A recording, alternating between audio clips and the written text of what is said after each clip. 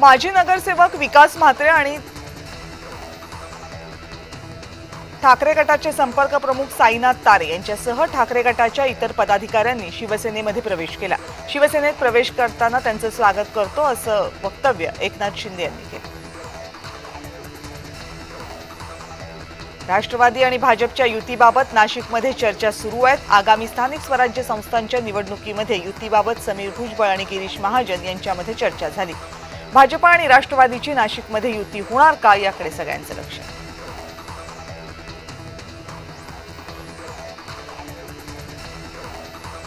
शरद पवार काँग्रेसला कमकुवत करते असं माझ्या म्हणण्याचा अर्थ नव्हता। त्या बातमीमध्ये काहीतरी चुकीचं आहे। महाराष्ट्रामध्ये सर्व पक्ष मिळून काँग्रेसला कमकुवत करतात हा प्रकार आज नाही, अनेक वर्षांपासून महाराष्ट्रात सुरू आहे असं नाना पटोले यांनी स्पष्टीकरण दिले।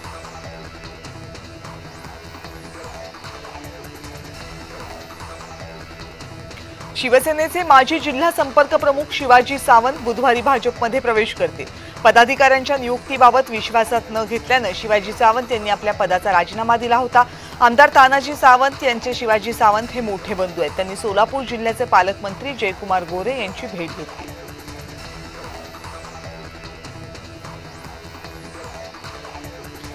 संदीप देशपांडेंनी आशिष शेलारांवर दोषारोप करण्याऐवजी वरळी मतदारसंघाकडे लक्ष दिलं असतं तर जास्त उपयोग झाला असता असा टोला नवनाथ बन यांनी लगावलाय। महाविकास आघाडी आणि मनसे जाणीवपूर्वक हिंदू दुबार मतदारांवरच प्रश्न उपस्थित करतायत असा आरोपही त्यांनी लगावला।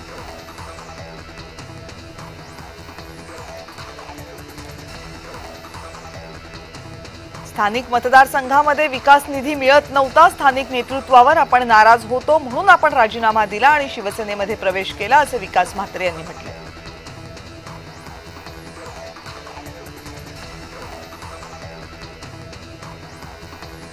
नगरपालिका, नगरपरिषदा आणि निवडणुकांमध्ये महायुतीतही बेबनाव होण्याची शक्यता आहे। समीर भुजबळ यांनी मंत्री गिरीश महाजन यांची भेट घेतली। नाशिकमधील 11 नगरपरिषदांपैकी नांदगाव, मनमाड आणि येवला या 3 नगरपरिषदांमध्ये फक्त भाजपसोबत युती करण्याचा समीर भुजबळ यांनी भाजपला प्रस्ताव दिल्याची माहिती समोर आली आहे।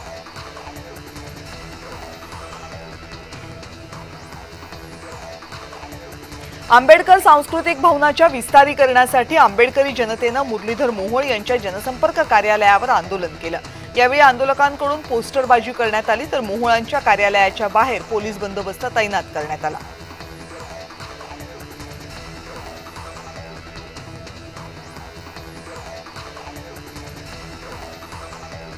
नागपूरमधल्या दुय्यम निबंधक कार्यालयामध्ये मोठ्या प्रमाणावर भ्रष्टाचार सुरू असल्याचा आरोप मनसेकडून करण्यात आलाय आणि या संदर्भामध्ये तक्रारी केल्यानंतर सुद्धा अनेक प्लॉट्सच्या नोंदणीमध्ये कागदपत्र नसताना सुद्धा खरेदी विक्री झाल्याचा आरोप मनसेकडून करण्यात आलाय।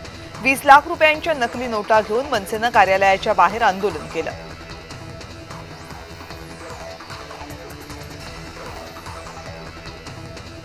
ठाण्यामधल्या वडवली भागामधल्या स्वामी समर्थ मठावर कारवाई झाल्याने नागरिक आक्रमक झाले।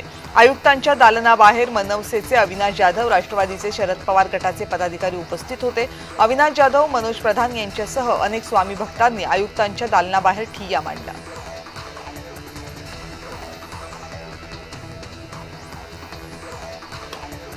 जालन्यामध्ये प्रकाश आंबेडकर यांच्या नेतृत्वामध्ये ओबीसी भटके विमुक्त महासंघाने मोर्चा काढला। ओबीसी आरक्षणामध्ये होणारी घुसखोरी थांबवा या मागणीसाठी हा मोर्चा काढण्यात आला। मोर्चामध्ये नवनाथ वाघमारे, लक्ष्मण हाके यांचा सहभाग होता।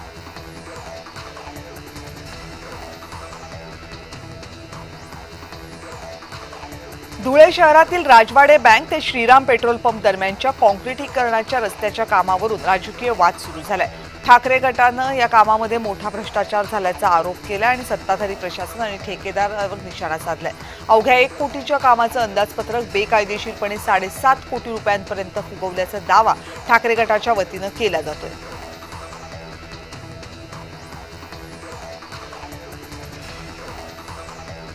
त्रिभाषा धोरण समितीचे अध्यक्ष नरेंद्र जाधव यांनी उद्धव ठाकरे आणि आदित्य ठाकरे यांच्याशी संवाद साधला। पहिलीपासून मराठी हिंदी भाषेची सक्ती नको अशी त्यांची भूमिका असून त्रिभाषा धोरणावर समाधानी चर्चा झाल्याची माहिती नरेंद्र जाधव यांनी दिली।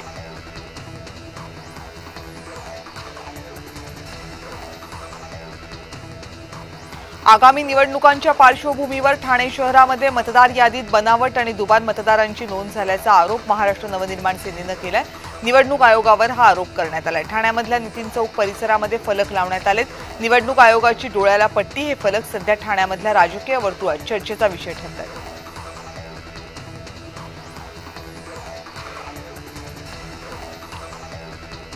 मुंबई महानगरपालिकेच्या पार्श्वभूमीवर भाजप आणि संघाची संयुक्त बैठक पार पडली। यावेळी विकास कामं जनतेपर्यंत पोहोचवा, पण त्यासोबतच हिंदुत्वाचा मुद्दाही अधोरेखित करा आणि नॅरेटिव्हच्या लढाईमध्ये गाफील राहू नका असे निर्देश देण्यात आले।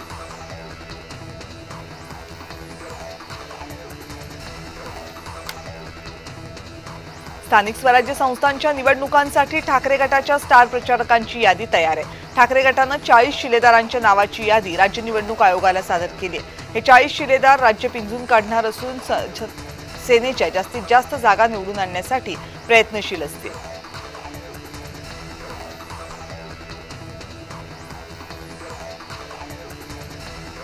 पुण्यामधल्या मुंढवा जमीन घोटाळ्यातील अमेडिया कंपनीची लायबिलिटी पार्टनरशिप म्हणून नोंद आहे। दिग्विजय पाटील यांनी हा व्यवहार पार्थ पवार यांच्या नकळत व्यक्तिगतरित्या केलाय असं निदर्शनास आणून दिलं तर पार्थ पवार यांचा या प्रकरणातून सुटका होण्याची शक्यता आहे।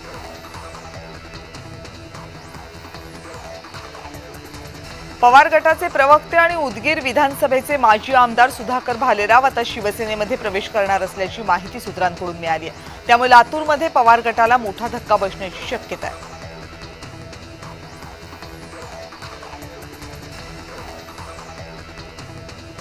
येवला नगर परिषद निवडणुकीसाठी नामनिर्देशन अर्ज दाखल करण्याचा आजचा पहिला दिवस। सकाळपासून निवडणूक कार्यालय परिसरामध्ये इच्छुक उमेदवारांची गर्दी होती। नगर परिषद निवडणुकीच्या पार्श्वभूमीवर प्रशासनाने सर्व यंत्रणा सज्ज केल्यात आणि अर्ज दाखल प्रक्रिया सुरळीत पार पाडण्यासाठी आवश्यक ती सर्व तयारी पूर्ण करण्यात आली आहे।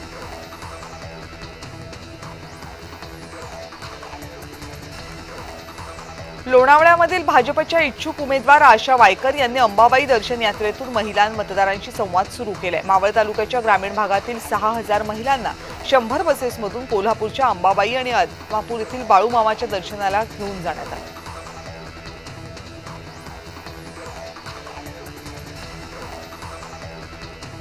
लोणावळा शहरामध्ये राजकीय हालचालींना वेग आलाय। एकीकडे भाजप आपली राजकीय घडी बसवण्यात व्यस्त आहे तर दुसरीकडे राष्ट्रवादी काँग्रेसमध्येही राजकीय हालचाली जोरदार सुरू आहेत। आतापर्यंत शांत असलेली लोणावळा काँग्रेसही अखेर सक्रिय झाली।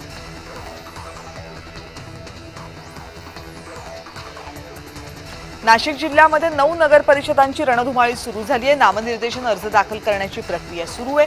नामनिर्देशन अर्ज निवडणूक आयोगाच्या वेबसाईटवर ऑनलाईन पद्धतीने भरले जाणार आहेत। त्यानंतर नगर परिषद प्रशासनाकडे त्याची नोंद केली जाणार आहे।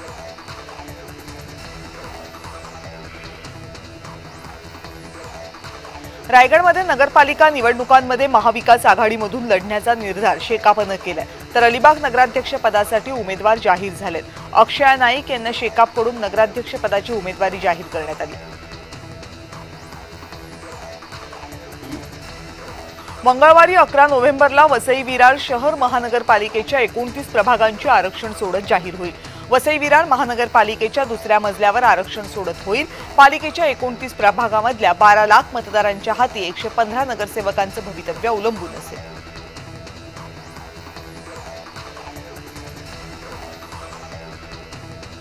चिपळूणमध्ये नगर परिषदेच्या निवडणुकीसाठी 42,582 मतदार मतदानाचा हक्क बजावतील। यामध्ये 20,986 पुरुष तर 21,596 महिला मतदार असतील। संख्या जास्त असल्यामुळे यावेळेस महिला मतदार चिपळूणचा नगराध्यक्ष ठरवतील।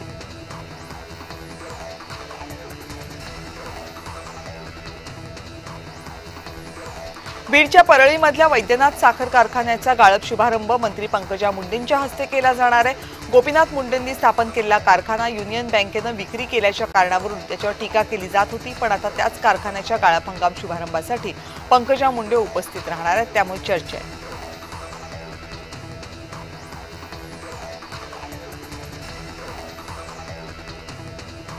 महाराष्ट्रामधल्या रत्नागिरी आणि सिंधुदुर्ग जिल्ह्यांनी जातीवाचक वस्त्या आणि रस्त्यांची नावं बदलण्याचा निर्णय घेतलाय। त्यानुसार सिंधुदुर्गमध्ये 192 वस्त्या आणि 25 रस्त्यांची नावं बदलली गेली। या निकषांमुळे सामाजिक ऐक्याला प्रोत्साहन मिळेल अशी आशा पालकमंत्री उदय सामंत यांनी व्यक्त केली।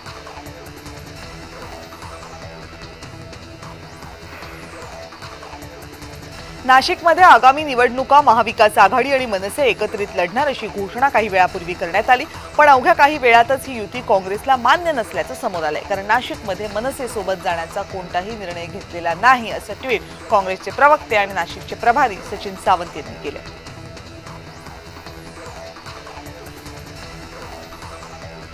काँग्रेस मुंबई महानगरपालिकेची निवडणूक स्वबळावर लढणार आहे अशी अधिकृत माहिती काँग्रेसचे नेते विजय वडेट्टीवार यांनी दिली।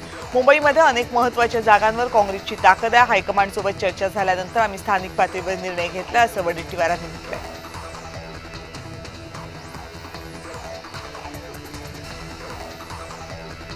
मनसे अध्यक्ष राज ठाकरे यांच्या सुरक्षेमध्ये वाढ करण्यात आली आहे। पोलिसांनी राज ठाकरेंच्या सुरक्षेचा आढावा घेतला। त्यांच्या सुरक्षेत वाढ का करण्यात आली याचं कारण अजूनही अस्पष्ट आहे।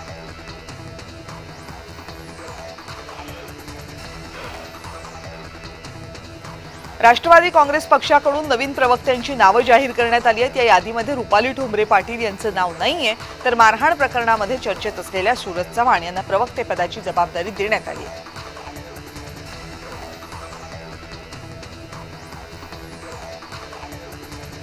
फलटणमधल्या महिला डॉक्टरांना न्याय द्या अशी मागणी करत युवक काँग्रेसनं आंदोलन केले। मुख्यमंत्र्यांच्या घराबाहेर युवक काँग्रेसनं आंदोलन केले।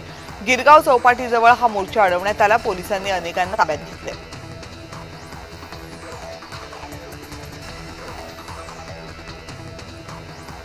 पुढच्या अर्थसंकल्पात पीक कर्जमाफीचा निर्णय घेऊ। यावर्षी कर्जमाफी होणार नाही असं अजित पवार यांनी म्हटले। आम्ही कर्जमाफीचा शब्द दिला होता। मला माहित होतं का असा अवकाळी पाऊस होणार आहे। सगळी सोंग करता येतात पण पैशाचं सोंग करता येत नाही असंही अजित पवार यांनी म्हटलं।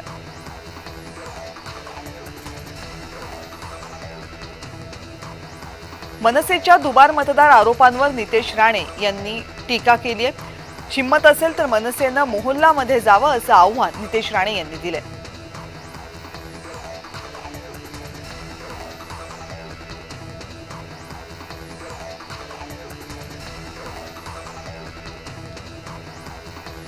अभिनेते सुबोध भावे यांच्या वाढदिवसाला उद्धव ठाकरे आणि राज ठाकरे हे दोन्ही ठाकरे बंधू उपस्थित होते।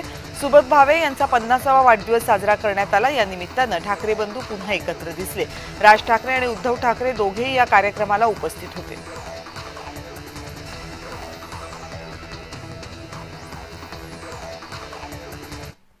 आणि यानंतर